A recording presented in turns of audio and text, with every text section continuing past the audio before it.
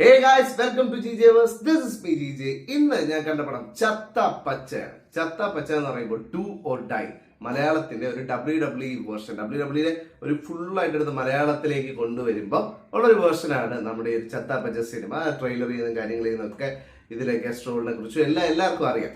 So ഞാൻ അത്യാവശ്യം reveal ചെയ്തുകൊണ്ട് തന്നെ ആയിരിക്കും ഈ സിനിമയെ കുറിച്ച് പറയാം. കാരണം ഇതിൽ കൂടുതൽ സ്പോയിലിംഗ് മൊമെന്റ്സ് ഒന്നും തന്നെ ഇല്ല. സോ ആദ്യം തന്നെ പറയട്ടെ, ഈ സിനിമ ഒരു ഹൈ വരുന്ന സിനിമയാണ്. അവിടെ ഇവിടെ ആയിട്ടൊന്ന് ഹൈ ലോ ആയിട്ട് ഇങ്ങനെ പോയിട്ട് അവസാനം മമ്മൂക്കയുടെ എൻട്രി വരുന്നുണ്ട്. ആ ഒരു ബുള്ളറ്റ് വാൾട്ടർ എന്ന് പറഞ്ഞ ക്യാരക്ടർ, അതായത് ഇവർ ആദ്യം മുതൽ അണ്ടർടേക്കറിനെ പോലെ ആ ഒരു രീതിയിൽ റെഫർ ചെയ്ത് പോകുന്ന ഒരു ക്യാരക്ടറാണ്.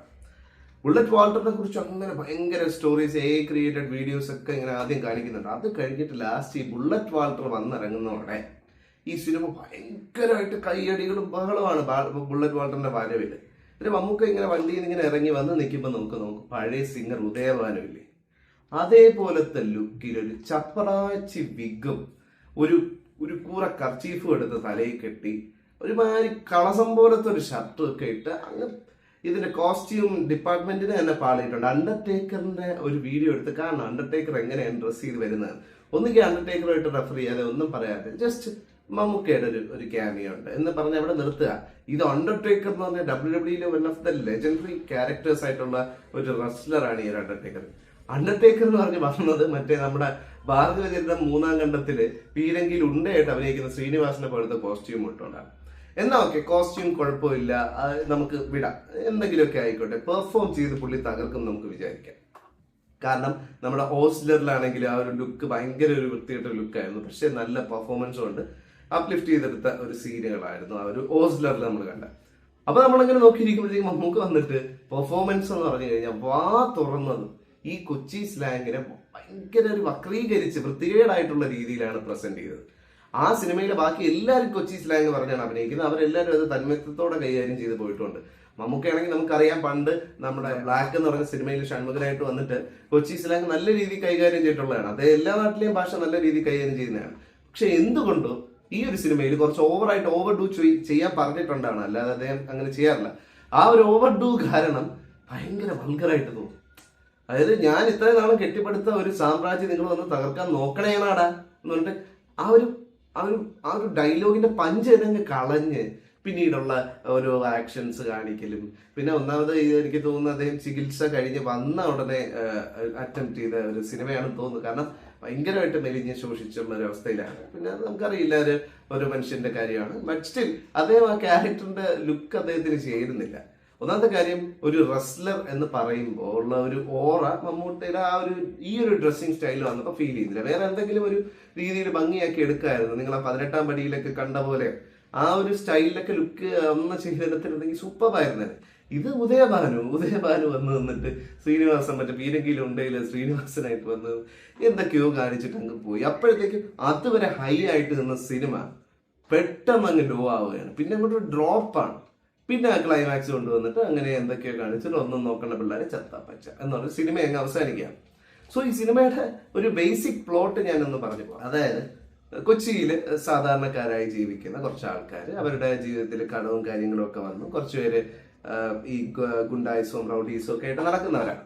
സോ അവര് പെട്ടെന്ന് ഒരു ദിവസം പൈസ ഉണ്ടാക്കാനായിട്ട് ഒരു ഐഡിയ ഇങ്ങനെ ആലോചിച്ചുകൊണ്ടിരിക്കുമ്പോഴത്തേക്കും ഡൽഹിയിൽ നിന്ന് അവരുടെ ഒരു സഹോദരൻ വരുന്നു.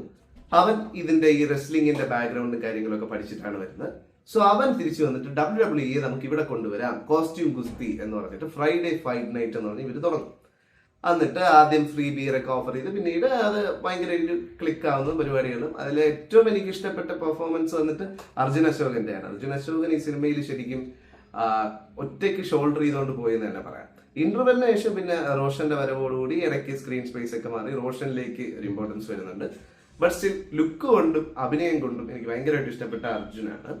പിന്നെ ഇതിനകത്ത് എനിക്ക് ഒന്നുകൂടി ഒരു വെറുപ്പിക്കൽ ക്യാരക്ടറായിട്ട് തോന്നി. ഇതിനകത്ത് കമന്ററി പറയുന്ന ഒരു പയ്യനായിട്ട് നമ്മുടെ ഒരു പയ്യനുണ്ട്, സിനിമയിലൊക്കെ വരുന്ന ഒരു പയ്യനാണ്.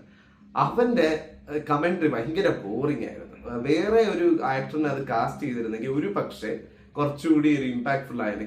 കാരണം എന്ന് വെച്ച് കഴിഞ്ഞാൽ ബാക്കി എല്ലാവരും ഇങ്ങനെ നിന്ന് പെർഫോം ചെയ്യുമ്പോൾ ഇവൻ വന്നിട്ട് ഈ കമന്ററി ഭയങ്കര ഒച്ചത്തിൽ പറയുമ്പോൾ മേ ബി ഇവരിങ്ങനെ തന്നെ ആയിരിക്കാം ഉദ്ദേശിച്ചത്, പക്ഷെ ഭയങ്കരമായിട്ട് വെള്ളി വീഴുന്നുണ്ട്. അപ്പൊ നമുക്ക് ഈ ഒരുപാട് വെള്ളി കേൾക്കുമ്പോൾ ഭയങ്കര ഒരു അരോചക ഫീലാണ്.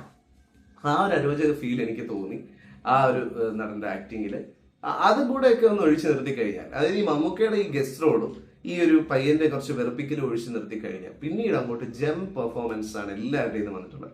ഇതിനകത്ത് ലിറ്റിൽ എന്ന് പറഞ്ഞ ക്യാരക്ടർ ചെയ്തിട്ടുള്ളവരാകട്ടെ, ഈ റോഷൻ ആവട്ടെ, നമ്മുടെ അർജുന അശോകനാവട്ടെ, ഈ റോഷന്റെ മകളായിട്ടൊരു കുട്ടിയുണ്ട്, അവളാവട്ടെ, പിന്നെ അതിനകത്ത് വന്നു പോയിട്ടുള്ള എല്ലാവരും, ഈവൻ വെറുതെ കസേരയിൽ ഇരിക്കുന്ന സായികുമാർ പോലും കിഡിലം പെർഫോമൻസ് ആണ്. എന്നാൽ ഇവരുടെ എല്ലാം മേലെ പെർഫോം ചെയ്ത ഒരു ക്യാരക്ടറുണ്ട്. അതാണ് നമ്മുടെ വിശാഖിന്റെ ക്യാരക്ടർ. ഫ്ലെക്സിബിലിറ്റി കൊണ്ടും ബോഡി കൊണ്ടും പിന്നെ ആ ഒരു അഭിനയ മികവ് കൊണ്ടും ശരിക്കും പറയാനാണെങ്കിൽ ആ ഒരു ഗ്യാങ്ങിന് മൊത്തം പറ്റിയൊരു വില്ലൻ ക്യാരക്ടർ ആയിട്ടാണ് നമ്മുടെ വിശാഖ് വന്നിട്ടുള്ളത്.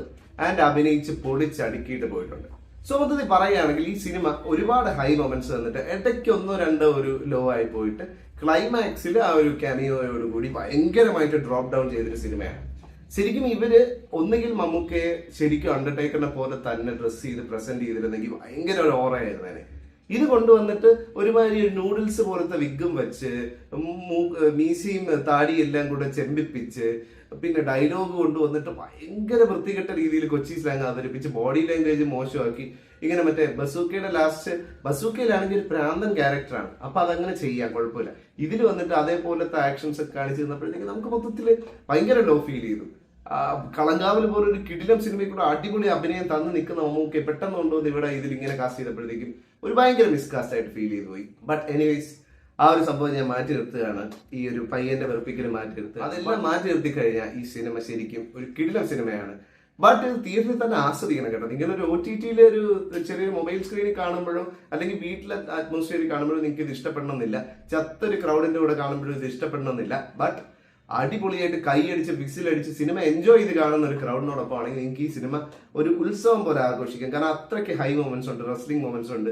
സോ അത്തരത്തിലൊരു തിയേറ്റർ പടമാണിത്. തിയേറ്ററിൽ പോയി കണ്ട് ആസ്വദിച്ച് കൈയടിച്ച് വിസിലടിച്ച് എൻജോയ് ചെയ്യാൻ പറ്റിയൊരു അടിപൊളി പടമാണ്. ഇതിനകത്തുള്ള എല്ലാ ആക്ടേഴ്സും അവരുടെ ബോഡിയൊക്കെ സെറ്റ് ചെയ്ത് അവരുടെ ആ ഒരു കംഫർട്ട് സോണിൽ നിന്ന് സ്റ്റെപ്പ് ഔട്ട് ചെയ്തിട്ട് ഭയങ്കരമായിട്ട് ബോഡി കൊണ്ട് ചെയ്തിട്ടുള്ള മൂവ്സ്, ഈ WWE തന്നെ ജോൺസീനയുടെയും അണ്ടർടേക്കറിന്റെയും പോലുള്ള ഓരോ റെസ്ലേഴ്സിന്റെ മൂവ്സ്, ചോക്സ്ലാം അതുപോലത്തെ ഒരുപാട് മൂവ്സ് ഒക്കെ അവര് കഷ്ടപ്പെട്ട് പഠിച്ച്, പിന്നെ ആ ഒരു ടേൺ ബക്കിളിന്റെ മേളിൽ നിന്ന് ചാടുന്നത് കുറെ പരിപാടികൾ അവർ പഠിച്ചെടുത്തിട്ടുണ്ട്. അപ്പൊ അതൊക്കെ അവർ പെർഫെക്റ്റ് ആയിട്ട് എക്സിക്യൂട്ടും ചെയ്തിട്ടുണ്ട്.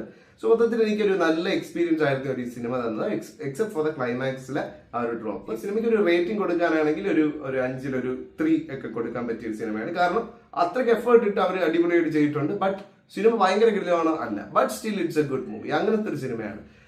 എനിക്ക് തിയേറ്ററിൽ ഭയങ്കരമായിട്ട് വർക്കായി. ആ ഫുൾ ഫൈറ്റും പരിപാടികളും ഇവർ ആ റിങ്ങിലെ എൻട്രി, പിന്നെ നാടനായിട്ടുള്ള ആൾക്കാർ ഇങ്ങനത്തെ ഒരു പരിപാടിയിലേക്ക് വരുമ്പോൾ ഉള്ള ഒരു തമാശകൾ, പിന്നെ ഇതിൽ അസുരൻ എന്ന് പറഞ്ഞിട്ടൊരു ക്യാരക്ടറുണ്ട്, പുള്ളിയുടെ അഭിനയം എല്ലാം നന്നായിട്ട് പോയിട്ടുണ്ട്. മൊത്തത്തിൽ എനിക്ക് നന്നായിട്ട് ഇഷ്ടപ്പെട്ട ഒരു സിനിമയാണ്. സോ നിങ്ങൾ ഈ സിനിമ തിയേറ്ററിൽ പോയി കണ്ടവരാണെങ്കിൽ നിങ്ങളുടെ അഭിപ്രായങ്ങൾ കമന്റ് ബോക്സിൽ രേഖപ്പെടുത്തുക. ഞാൻ പറഞ്ഞതുമായിട്ട് നിങ്ങൾക്ക് വിഭിന്നമായിട്ടുള്ള അഭിപ്രായങ്ങൾ ഉണ്ടെങ്കിൽ നിങ്ങൾ ഷെയർ ചെയ്യുക. നമുക്ക് എന്തായാലും മറ്റൊരു വീഡിയോ കാണാം. അതുവരെയും it's me ജിജെ signing off. Video like ചെയ്യാനും ഷെയർ ചെയ്യാനും സബ്സ്ക്രൈബ് ചെയ്യാനും മറക്കരുത്. ബൈ.